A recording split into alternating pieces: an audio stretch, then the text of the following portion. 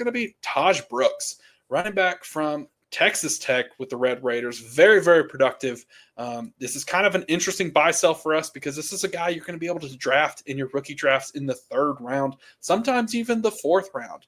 He is going to be the handcuff to Chase Brown, but in my opinion, he has the ability to get some goal line work because he's big, strong, agile enough. He can catch it out of the backfield. He's a really solid running back. Not necessarily going to blow you away with a ton of speed, but I think he's a guy that's going to have a role. And for me, he's an absolute buy. He might be my most rostered player by the end of all my drafts, so I will be sure to let everyone know.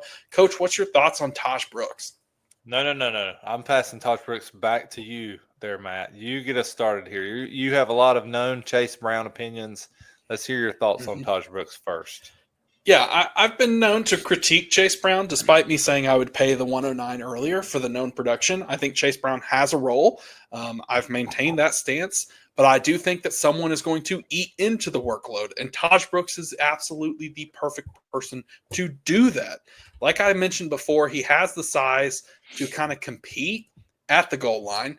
I mean, he's 5'10", 230. Man. Yeah, he's 230, and he looks every bit of it. He can catch it out of the backfield. He can run between the tackles. He has the ability to break tackles, too. So I really like him, man. I don't know what it is, but there's just something about the tape when you put it on, and it just feels safe. It's one of those plays where it's a lot like Brian Robinson, where he's not going to blow you away with anything, but he's okay at everything. And guys like that have a role. They stick around. Yes, it's not the biggest upside. It's not the biggest ceiling. But for me, it's someone that I'm absolutely leaving every single draft I can with him at the 310, at the 311, at the 312, in the 4th round, even off waivers, man. Like, this guy is just someone who needs to be on your roster just because of what could happen.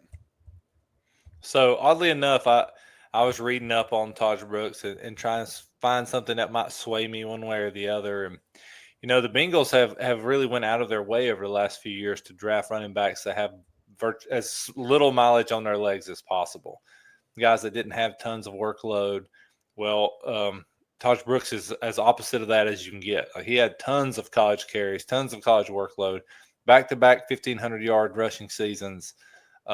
Opposite of R.J. Harvey, he had a really good pass pro grade.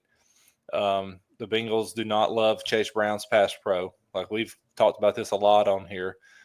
Not his grade was okay, but for whatever reason, they would take him out of the game, put in tight ends for pass pro, stuff like that, that they have to be hunting a replacement for that.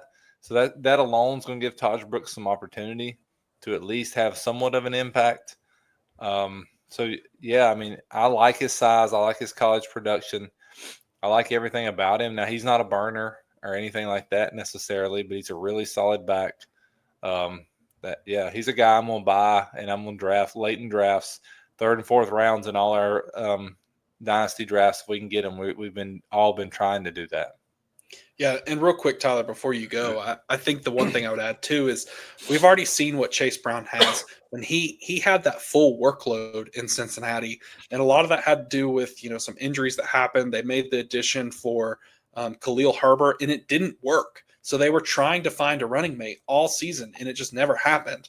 If something were to happen to Chase Brown, and I don't hope that, I think he's a guy that could be just like him and step into a 3-down workload, and he can sustain it. Like Coach said, he's big enough to handle it. He's good enough in pass protection to earn Joe Burrow's respect and stay in there on 3rd down or key plays. I absolutely love Tahj Brooks, so I'm drafting him anywhere and everywhere I can. This is a buy that I would say you need to be understanding that it's not necessarily going to be someone that you're going to start week 1. This is a long-term play or a situational play, but it's someone I think should be rostered and should be on your team just because he's got immense value should something happen. Yeah, absolutely. Like, you mean to tell me that if Chase Brown goes down, that he can't beat out Samaje Perine and Zach Moss if he's there?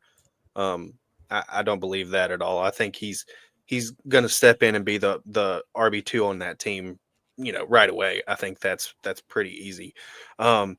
I'm kind of disappointed you didn't throw out your favorite stat about Taj Brooks from the rookie. Oh, his rushing yards? Yeah. Do you have it handy?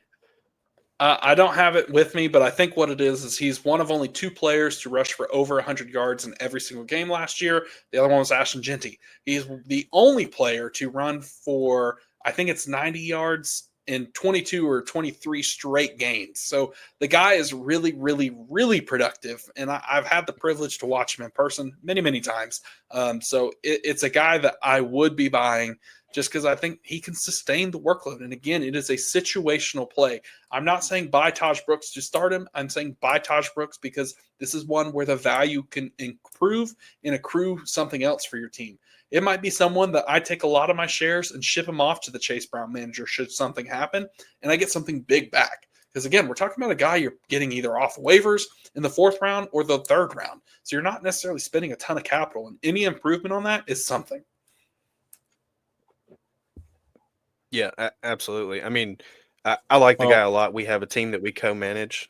You know, we picked him there, and we don't have Chase Brown there. We just believe in the possible upside, especially having Joe Burrow as our quarterback there. So I think that's a guy you can easily go by.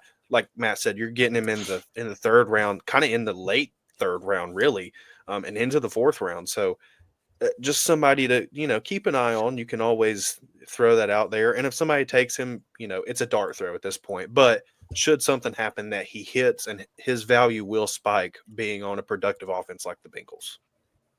Well, and I'll tell you too, there's going to be a 3rd round dynasty running back or even 4th round dynasty running back that's going to spike, that's going to hit. It happens every single year. Like if you're drafting in the 3rd round and you don't know who to take, draft a running back. I'm telling you. Every year in Dynasty, it just happens, whether it's Bucky Irving, whether it's Brian Robinson Jr.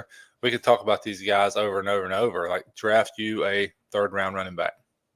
Tyrone Tracy is another name. Like, there's names out there that, like Coach said, we need to be taking the running backs. In this class, I'm with you. This 3rd round, I absolutely love it. I am drafting DJ Giddens, Tahj Brooks, Sampson, James, I'm just trying to think of other running backs. I'm drafting them all. Like, whoever falls, I'm taking the shot.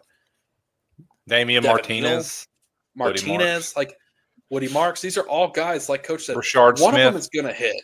A lot of them will probably end up being nothing, but somewhere someone's going to hit. So I'm trying to find the shot at that, because when it hits and you get a guy like Bucky Irving, it completely changes your team. Mm-hmm.